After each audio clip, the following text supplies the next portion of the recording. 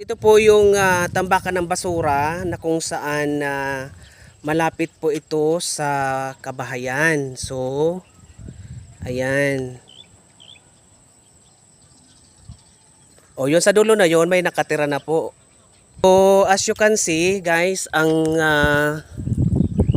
basura po dito sa phase 2 ay sobrang dami na. So, sana po ay magawan po ninyo ng action ito dahil aantayin pa ba natin na magkasakit yung mga residente dito at which is malapit.